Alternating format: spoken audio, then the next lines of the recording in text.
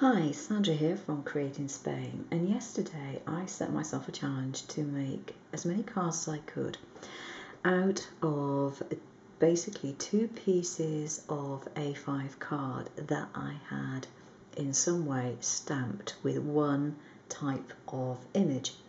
So basically to use that as my element, my design element for all the cards, but create different cards in the process. So I've shown you before how I cut stamps out and things like that, but I've not really shown you what I've used them for or how they have been used in any way. So what did I actually do to start off with? I started off by choosing my shape, and as it happens, the shape that I chose is this fern leaf, and it's a font, would you believe, or a glyph from a font to be technically correct. And I cut it out, and it's from Janda Flower Doodles, I believe.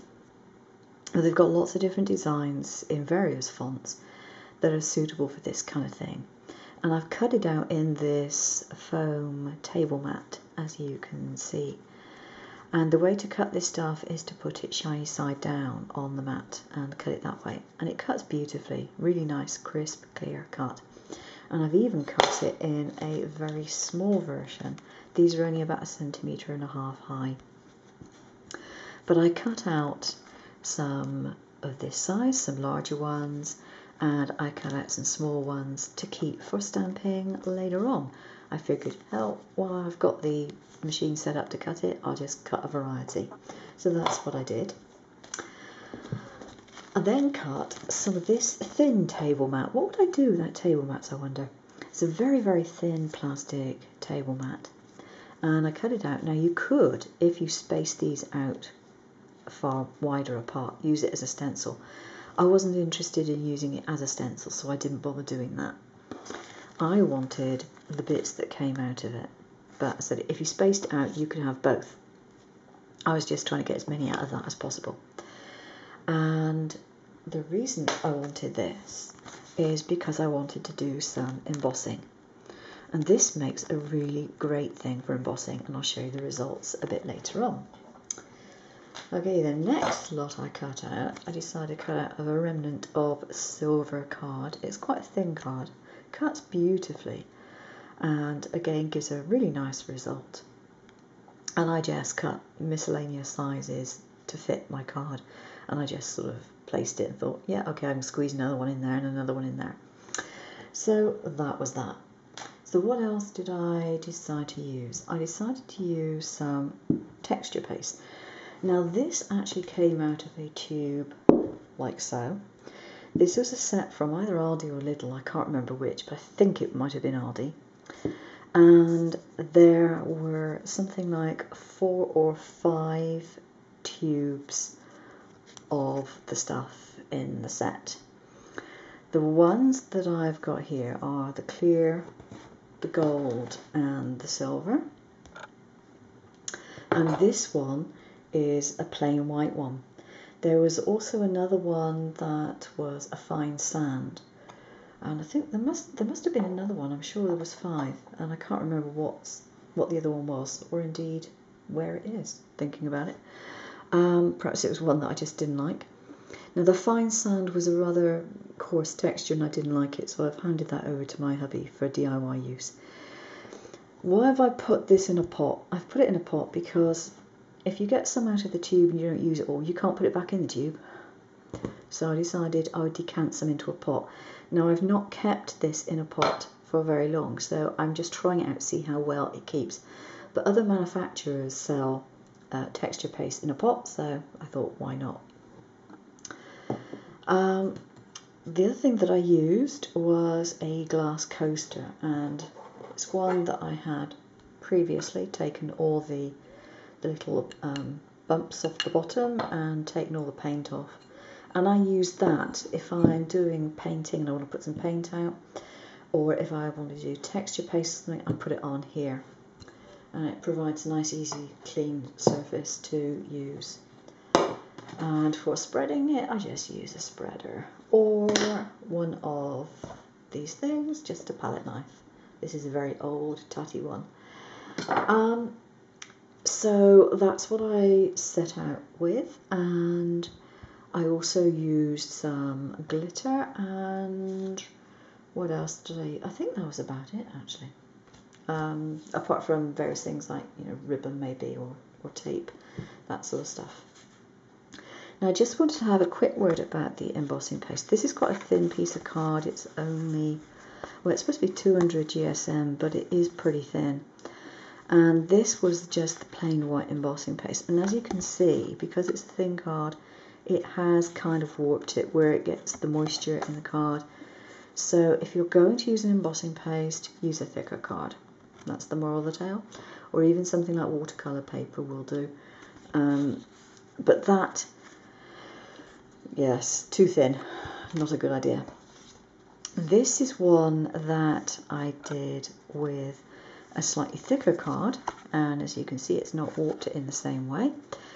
And with this one, I stamped it and then I added some glitter onto it before it dried. And you get a reasonable effect. I don't like this card, this is just scrap. I don't find the pattern very attractive, so I just used it just for demonstration purposes. And the advantage, of course, is that once it's dried, the glitter will stay on there quite well. Okay, so I'm going to take you through the cards that I made. And the first one here, the two pieces of paper that or card that I decorated, one was green and one was black. The green one here I just decorated with stamped images in Memento Black Tuxedo ink.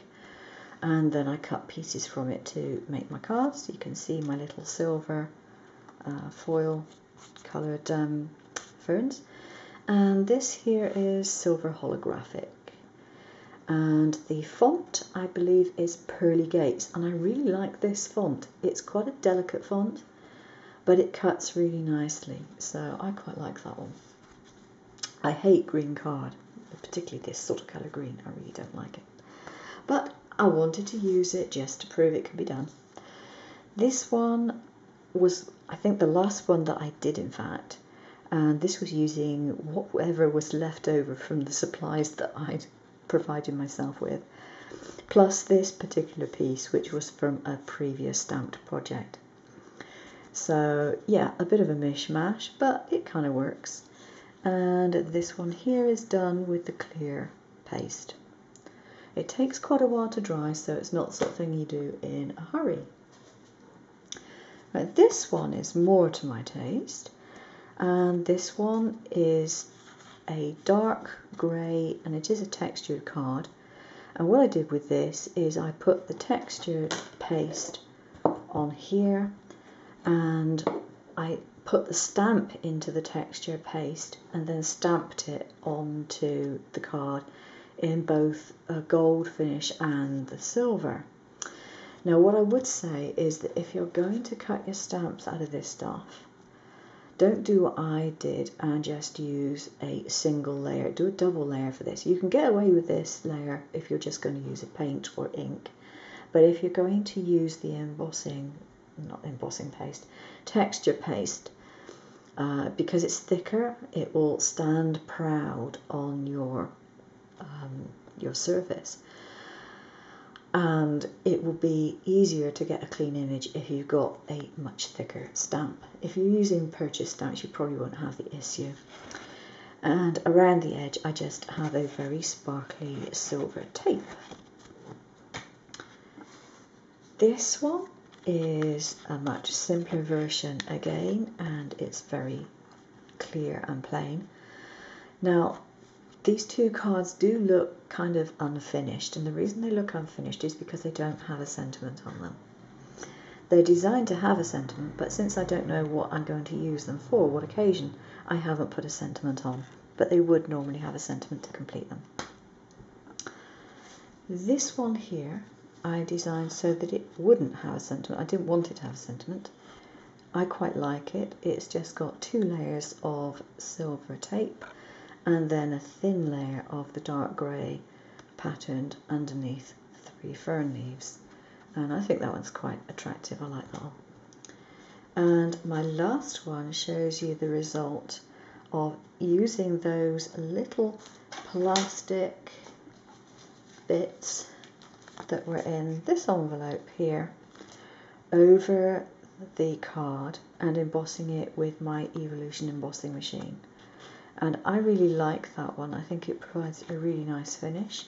The embossing is well raised. I didn't put a heck of a lot of force on it when I embossed it. I could probably have put even higher force on it if I'd have wanted to, but I'm happy with the finish that I got.